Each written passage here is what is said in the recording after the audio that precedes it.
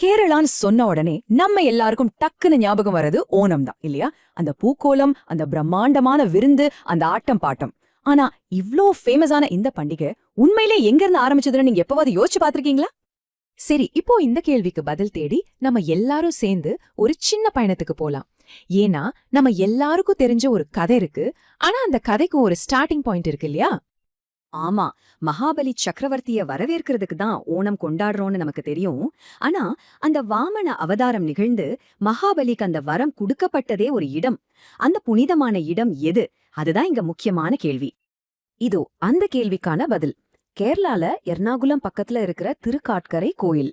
சொல்லப்போனா உலக அளவுல வாமன அவதாரத்துக்கான ரொம்ப ரொம்ப முக்கியமான கோயில்கள்ல இதுதான் முதன்மையானது.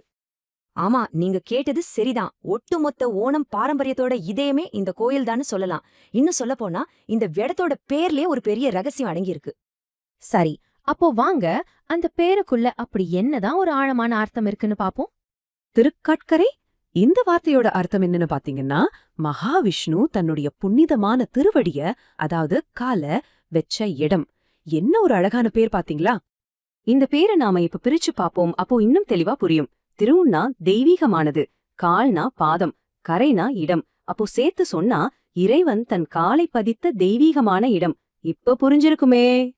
கரெக்ட். இந்த இடம்தான் நம்ம எல்லாருக்கும் தெரிஞ்ச அந்த மகாபலி மன்னன், வாமனர் இவங்களோட புகழ்பெற்ற அந்த புராண கதை நடந்த களமே இதுதான். கதை உங்க எல்லாருக்கும் தெரிஞ்சிருக்கும். மகாபலி மன்னனுக்கு தான் சக்தி மேல ரொம்ப கர்வம். தேவர்கள் எல்லாரும் போய் விஷ்ணு கிட்ட முறையிட, அவர் வாமனரா ஒரு குள்ள அந்தனரா மகாபலி கிட்ட வந்து எனக்கு 3 அடி மண் போதும்னு கேக்குறாரு. மகாபலியும் சரின்னு சொன்ன அடுத்த நொடி வாமனர் பெரிய உருவம் எடுத்து விண்ணையும் மண்ணையும் 2 அடியில அளந்துன்றாரு. 3வது அடிக்கு எங்க இடம்னு கேக்கும்போது குடுத்த வாக்க காப்பாத்தணும்னு மகாபலி தலையையே காமிக்கிறாரு. அவரு பாதாள உலகத்துக்கு அனுப்பப்பட்டாலும் அவரோட நேர்மை, குடுத்த வாக்க காப்பாத்தினாரே, அதுக்காக அவருக்கு ஒரு பெரிய வரம் கிடைச்சது. அந்த வரம் என்ன தெரியுமா? நீ வருஷத்துக்கு ஒரு தடவை உன் மக்களை வந்து பாத்துட்டு போகலாம்.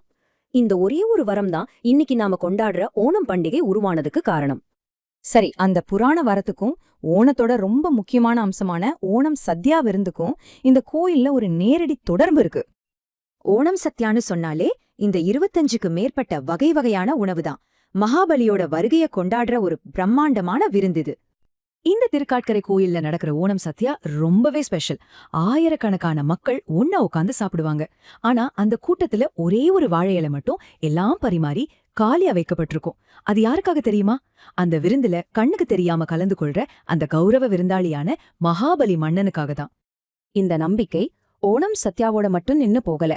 இந்த கோயிலோட வேற சில தனித்துவமான வழக்கங்கள்லயும் அது உயிரோட்டமா இருக்கு. உதாரணத்துக்கு, இங்க நேந்திரன் வாழைப்பழத்தை கடவுளுக்கு படைக்கிறது ஒரு முக்கியமான வழிபாடு. இதுக்கு பின்னாடி ஒரு கதையே இருக்கு. ஒரு நாத்திக மன்னன் நட்ட வாழை மரத்துல பழம் இருந்துச்சான், ஆனா உள்ள சதையே இல்லையா. அப்புறம் அவன் பயந்து போய் தங்கத்துல ஒரு வாழைப்பழ கொலைய செஞ்சு பெருமாளுக்கு கொடுத்ததுக்கு அப்புறம் தான் எல்லாம் சரியாச்சு. அன்னையில இருந்து இன்னைக்கு வரைக்கும் விவசாயிகள் தங்கள் முதல் அறுவடையை இங்க கொண்டு வந்து காணிக்கையா செலுத்துறாங்க. அப்போ பாத்தீங்கன்னா, முடிவா நாம என்ன தெரிஞ்சுக்கணும்னா, குடுப்பதுல மகாபலியே மிஞ்ச ஆளே கிடையாதுன்னு சொல்லுவாங்க. ஆனா அந்த மகாபலிக்கே வரம் கொடுத்து அருளியவர் தான் இந்த திருக்காட்கரை அப்பன்.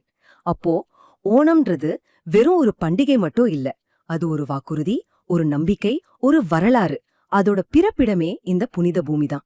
இப்போ உங்களுக்கு புரியுதா இந்த இடத்தோட மகத்துவம் என்னன்னு?